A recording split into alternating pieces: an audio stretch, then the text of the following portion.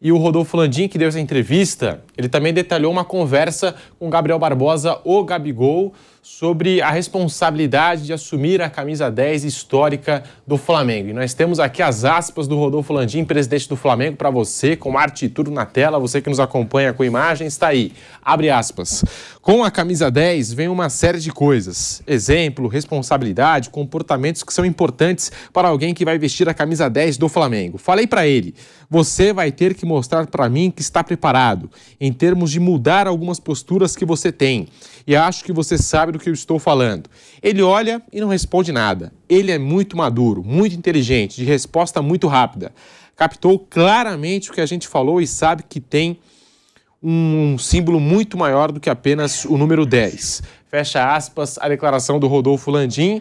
Ele está certo, Mauro César, em fazer esse apontamento para o Gabigol quanto à camisa 10, de postura, de responsabilidade, de dar o exemplo? Eu acho até que demoraram muito se tiver essa conversa só agora. O Gabigol teve várias situações de expulsões desnecessárias. Desnecessárias que eu falo assim, não é aquela jogada que o cara é expulso que teve que fazer uma falta providencial, tomou um cartão, o adversário a fazer um gol, não. É reclamação, recebo de reclamação, colecionando cartões, ficando fora de jogos importantes. Às vezes até os árbitros acabam pegando um pouco demais no pé, é verdade, mas ele procura isso. Então, se essa conversa aconteceu agora, se fosse ele, o vice de futebol, alguma outra pessoa, se não tiveram antes, estão errados, deveria ter tido há mais tempo. Isso não é uma conversa de pai para filho, isso é uma cobrança profissional. Jogador caro, investimento alto do clube, jogador importante, ídolo da torcida, já está na história do clube, mas precisa, evidentemente, isso não é novidade nenhuma, melhorar o seu comportamento em campo. Você reagir de forma intempestiva, eventualmente, é do jogo, né? Você está ali, é o ser humano, fica nervoso, mas isso não significa que você tem que reclamar toda hora. E o Gabigol exagera, reclama a todo instante, né? Ou pelo menos vinha reclamando, pode ser que agora ele entenda, amadureça nesse aspecto. Acho que o gancho que ele usou aí foi o gancho da camisa 10. Você vai usar a camisa que era do Zico, você já usou a camisa do Pelé lá no Santos. Então, porra, você tem que ter uma postura compatível com isso. Não pode parecer um garoto mimado ali, toda hora reclamando, tomando cartão a troco de nada, né? Agora, eu entendo que às vezes as pessoas perdem a cabeça, né? Ontem, não sei se o Vamp viu, Sampdoria contra o Empoli. Empoli e Sampdoria. Não, só viu o resultado. Estava 1-0 para o Empoli nos acréscimos. Ataque da Sampdoria, vai o goleiro para a área, uma confusão lá na área. O goleiro deu um passe, assim, deu uma levantadinha na bola. Aí outro jogador tocou para o lado, gol, empatou o jogo, todo mundo comemorou. Aí veio o VAR e anula o gol. Eu falei, se eu sou jogador, não sei se eu consigo me controlar numa situação dessa, porque anulou o gol, porque a bola tocou no braço do jogador da Sampdoria, mas ele foi empurrado. Ou seja, ele só caiu em cima da bola e a bola resvalou porque ele foi empurrado. Aí eu fiquei pensando, na hora, se o jogador perde a cabeça aí, cara, é um negócio de você parar e pensar, porque deve ser momentos que é muito difícil, né? É ser muito fácil a gente ficar falando, não, o jogador tem que se comportar. Mas você coloca no lugar do cara que está ali na zona de rebaixamento, Sampdoria. Pois é, um empate providencial ali, um ponto valioso. Aí o time faz o gol, aí vem mas bateu no braço. Sim, mas o outro empurrou. Empurrou para bater no braço. Ele empurrou, por isso que ele caiu em cima da bola. E o árbitro viu o lance de novo. E me pareceu dentro da área, inclusive. Ele anulou o gol, acabou. Eu falei, cara, aí o jogador reclama, toma cartão. Numa situação dessa, eu até entendo. Porque tem que ter um sangue frio, assim, que absurdo. O caso do Tottenham agora com o Arsenal, do goleiro. Sim. Tomou um chute do torcedor, né? Sim, sim. Você vai manter a calma, é difícil. Agora, o Gabriel muitas vezes toma cartão sem motivo nenhum. Ninguém anulou o gol dele de forma dramática no final do jogo, não tomou chute de ninguém. Ele simplesmente reage com muitas reclamações, pega a pilha muito fácil. Eu acho que o Landim está tentando usar esse gancho aí da camisa 10, que ele desejava vestir, e agora ele está com a 10, o Pedro passou a vestir a camisa número 9, para que ele tenha uma postura compatível de um camisa 10, no sentido de que você sempre imagina alguém, não sendo igual o Zico, mas tendo o Zico como referência, né? E o Zico, de fato, ele não era um jogador de ficar levando cartão toda hora, de ficar reclamando a todo instante, tinha uma liderança realmente positiva.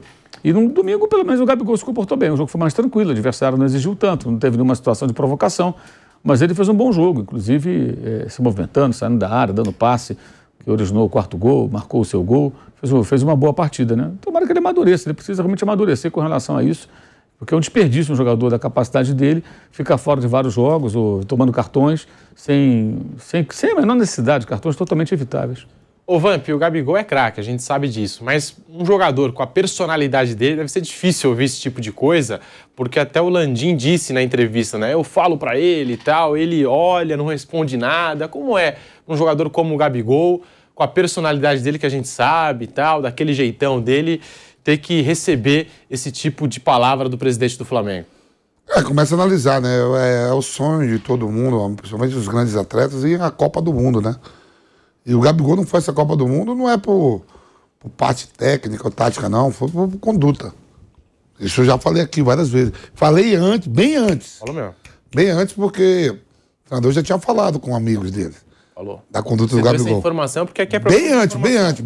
Ele, inclusive, chegou a te responder uma vez, não foi? Não, ele não me respondeu, não. O pessoal que quis cogitar que foi pela minha fala, que ele faz o gol nas eliminatórias. Acho que é nas eliminatórias contra a Venezuela. Isso. E aí, aquele jeito dele falou o não querido, alguma coisa assim. Sim. Não falou, usou meu nome, nada não. Eu falei, presta atenção, que é verdade. É verdade. Tanto foi que eu jamais não queria que ele fosse a Copa, porque eu gosto do Gabigol. O cara que faz gol poderia estar tranquilo no plantel da seleção para essa Copa do Mundo. Mas assim, como o Mauro falou, a gente faz jogos direto aí do Flamengo, tudo, às vezes toma cartão de graça mesmo, né? Toma assim, se irrita com lances bobos, tudo. Né? E agora com a 10 do Zico, pelo menos pegar a tranquilidade do Zico, tudo. Agora ele não pode parar de ser marrento, ele tem que ser do jeito que ele é. Porque dentro de campo ele resolve. Pode falar o que for, tudo. Né? Os números dele são impressionantes, conquistas são 12 títulos, eu estava vendo hoje de manhã, né? Vendo essa matéria aí, 12 títulos, 2 Libertadores, 2 brasileiros, 3 campeonatos carioca, Supercopa, Copa do Brasil, números, né, que chegam a comparar com aquele Zico lá ou aquele time do Flamengo do Zico, né? O Flamengo tem 3 Libertadores, 2 com a presença do Gabigol, né? 2 com a presença do Gabigol e sendo decisivo. Lembrou da Libertadores, final, gol de Gabigol, né? Marcou de novo, mas é mais um pouco mais de tranquilidade em relação a cartões, eu acho. O resto do jeito de ser, ninguém tá na Samária, né? Nem todo mundo tem que ser samaritano. Eu gosto do jeito de jogar. É mais cartão, pronto. O resto pra mim tá tudo certo dele. Reclama muito, só as reclamações. Vai segurar mais cartões, só reclamação às vezes assim. Mas o Neymar, o resto eu gosto de tudo dele. E pra você, Bruno Prado, falando desse Gabigol, a responsabilidade de vestir uma camisa tão pesada, a 10 do Flamengo, você acha que ele tem que mudar de atitude? Como é que você vê o comportamento do Gabigol tão debatido, tão discutido, Bruno Prado? Eu concordo com o que o Vampeta falou, acho que o problema é tomar muito cartão só, o resto eu gosto do jeito dele, eu já falei algumas vezes, é um jeito assim marrento, assim, um jeito meio debochado que se fosse no meu time eu ia adorar. Aí não tô falando só da qualidade, claro que qualquer time gostaria de ter um atacante que faz gol, que decide, como ele. Mas eu gosto também do jeito dele, do deboche, da marra, eu acho legal. Só, claro, essa questão de cartão eu tenho que controlar, porque quando toma cartão ele desfalca o time, então isso aí ele pode controlar, pode melhorar, e ele toma muito cartão por reclamação, né? Ele pode se segurar um pouco mais. Só que o cara faz gol, é decisivo, para identificação, assim, ele com o clube, ele com a torcida, é muito grande, né? O Gabigol, ele é um ídolo histórico do Flamengo, né? Não só pelos gols, mas também pelo jeito dele. Então, eu gosto, eu adoraria ter o Gabigol jogando no meu time. Eu tava vendo o Hendrick, né? O Hendrick é um menino de 16 anos, fez 16, 17. O Hendrick falando, não, eu quero ser um jogador de todas as torcidas, de todo mundo. Outro dia pediu desculpa, fez um gol, né? Isso é agora, o pessoal tá olhando porque tem 16 anos. É tudo bonito. Ainda assim, tudo bonito. Mas tem hora da carreira, meu irmão, que você tem que ser do time que você joga, a sua torcida. Uma coisa que eu não gosto é o cara fazer o gol contra um time que ele já jogou.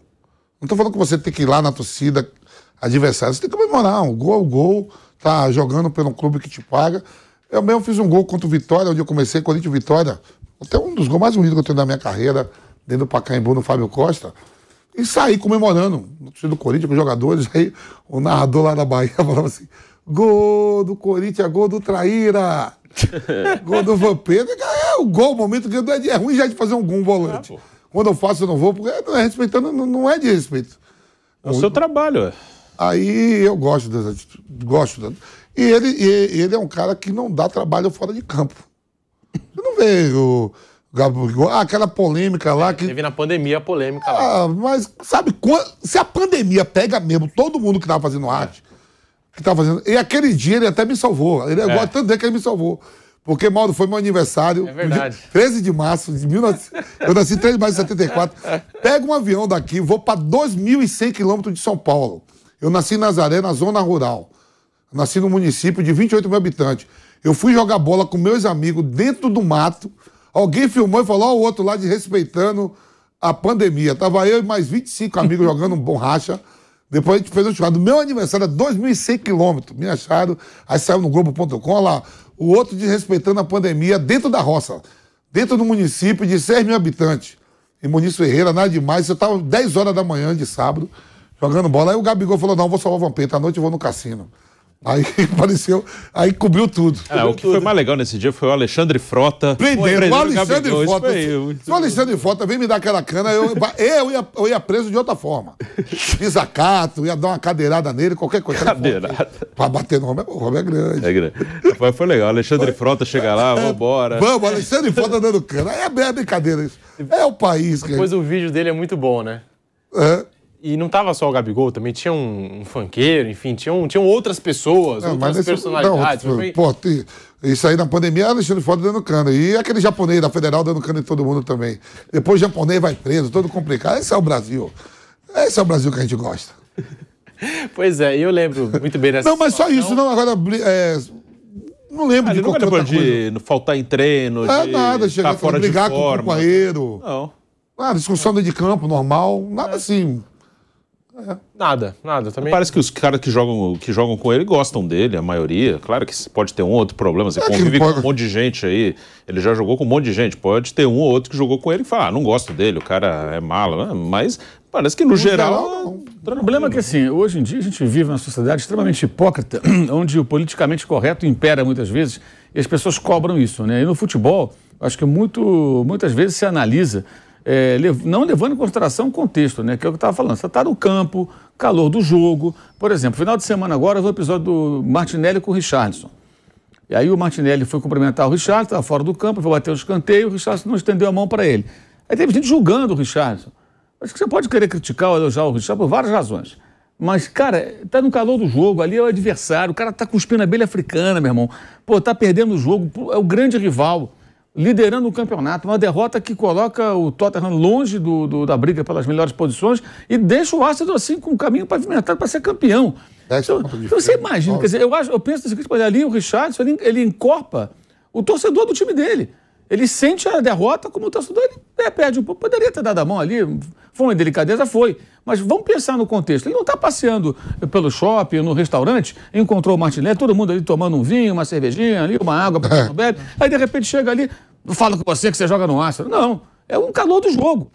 Lógico que não é uma atitude legal, lógico que foi uma delicadeza, eu entendo isso. Mas vamos tentar colocar no lugar do jogador. Você está ali, meu irmão, você está espumando. Eu lembro que o Mancuso, que jogou no Palmeiras, jogou no Flamengo, jogou no Boca, o Mancuso falava, eu não troco camisa com ninguém. Eu falei, por quê? Você vê o torcedor do meu time trocar camisa? Eu não troco camisa. Ele não trocava. Ele era torcedor do Vélez, né, quando começou a carreira. Ele tocava lá, a murga lá na torcida do Vélez. Quer dizer, ele ia para campo nos clubes que o contratavam e falava, eu sou como torcedor. É exagero? Alguns podem achar que sim. Outros acham o máximo. Ele não trocava camisa com o adversário. E falava isso, fala até hoje. Porque dizia, o torcedor do meu time não troca camisa com o outro, por que eu vou trocar camisa? Aqui não é meu inimigo, mas é meu adversário, eu não quero o menor papo com ele. Eu acho que assim, isso é reflexo do politicamente correto e da comodidade de quem comenta ou de quem critica, sem se colocar no lugar. É que nem eu falo sempre a história da torcida única, quando tem aqueles jogos lá em Porto Alegre. Olha, torcida única não, a torcida mista, né? Aí, Grenal, aí tem uns gremistas com os colorados ali junto. Eu, quando era torcedor de arquibancada, eu nunca iria para um lugar dele, mas nem amarrado. Você acha que eu iria num jogo no meu time, com o torcedor do outro time rival do meu? Para que eu vou com esse cara? Alguns dos meus melhores amigos torciam pelo Botafogo, pelo Vasco, pelo Fluminense. Eu sou Flamengo e eu Maracanã com meus amigos torcedores do Flamengo. Vou fazer o quê lá do Vascaíno, no Vasco Flamengo, gente? Lá de um tricolor no Fla-Flu? Nem amarrado. Eles também não queriam estar comigo. Depois disso, o outro dia, encontra, toma cerveja, sai, vai na praia. Problema nenhum. Agora, no dia do jogo, eu queria estar junto com os torcedores, meus amigos, torcedores do meu time. Então, nada contra você ficar na torcida mista. Quem quer ficar, que fique. Cada um faz o que quer da vida, não tem nada com isso. Mas eu não acho que aquilo seja... E a geral do Maracanã sempre foi misturada. A geral é... Nunca teve divisão de torcida no Rio de Janeiro. Paixão, ficava todo mundo junto ali e não tinha briga. Então, nenhuma inovação isso é. E aí, olha que bonito, não sei o quê. Eu não acho nada bonito. Acho chatíssimo você ficar ali junto com o torcedor. Pensa bem, eu estou falando do sentimento do torcedor. O cara de arquibancada, o cara que vai a jogo. O cara que é palmeirense, você vai querer... Tudo bem, torcida única é outra coisa. Eu sou radicalmente contra. Mas acho que tem que estar lá. No campo do Palmeiras tem que ter um espaço com a torcida do Corinthians. No jogo no Morumbi tem que ter a torcida do Palmeiras. E no jogo do Corinthians tem que ter a torcida do São Paulo, no estádio do Corinthians. E assim vai. E o Santos também. Agora, eu acho que às vezes a gente pega... Sabe, é muito fácil falar. Eu vi essas porradas que o Richard tomou, falei, cara, ninguém para pensar no que ele está sentindo na beira do campo ali. Foi o caso do Edmundo com o Rivaldo na Copa de 98. Porra, era o Miguel, claro que era o Miguel. Tava 2-0 para a França, Miguelaço, aí o Rivaldo joga a bola. Que fair play, mané, fair play, rapaz. O Edmundo tava certíssimo ali. Falei, por que fair play, rapaz? Estão perdendo o jogo, final de Copa do Mundo, meu amigo. Você me joga a bola para fora. Joga a bola para fora o quê? E fair play, que é uma hipocrisia também da FIFA. Negócio de fair play, tá criancinha com bandeira amarela, aquela palhaçada. Aquilo é bobagem. Aquilo é bobagem. Fair play não existe no futebol. Quem tem que definir é o juiz. Se o cara tá caído e ele vê que é grave, ele para e ele vai acrescentar o número X de minutos.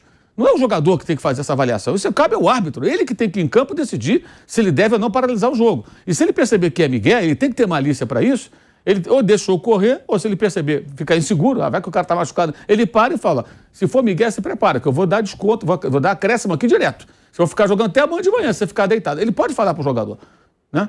Porque ele percebe, o cara sai de campo, um segundo depois ele já volta. É claro que é migué. Aí está comprovado o migué. Mas você não precisa falar nada, ele pode agir, ele tem um relógio, ele tem um apito. Então o juiz é o árbitro que tem que definir, não o jogador. E no final de Copa, aquilo ali não foi só o Edmundo. Acho que todos os torcedores da seleção brasileira, naquele momento, ficaram furiosos. Eu fiquei do lado do Edmundo. Como é que vai jogar a bola pra fora? Aí teve gente criticando o Edmundo. Não, mas é o que é fair play, rapaz? Final de Copa do Mundo, você vem falar em fair play, rapaz? Jogar a bola pra fora do campo, o cara tá lá caído, no final, lá o Petit, né, faz o terceiro gol, fecha o caixão, 3-0, tá um homem a menos, né? A seleção da França, né? Naquela altura. Então, eu acho que às vezes fica assim politicamente correto e deve dar engajamento. Você pegar, descer o pau no Richarlison agora. Você vai na rede social, desce a porrada, olha só o Richarlison. Aí vem outro, não, que absurdo. Pensa no contexto do jogo. Momento quente. Domingo foi um jogo horrível pro Tottenham. Chocolate, eu acho que foi pós-chocolate. Tomaram um banho de bola, perderam o jogo. Não conseguiu trocar 3 passes. Um jogo ruim, quer dizer, aí você para pensar, o cara tá fora do campo, teve lesão. Né? Tem a Copa do Mundo que ele estava indo bem, de repente o Brasil foi eliminado. Quer dizer, o cara perdeu ali o controle. Ele foi e depois se desculpou. De cabeça fria, falou, foi mal aí, me desculpou e tal. Acho que não vai ficar... Eles modam em Londres ali, marcam um jantar depois. Fica tudo certo, Daqui a pouco estão juntos na seleção. Eu participei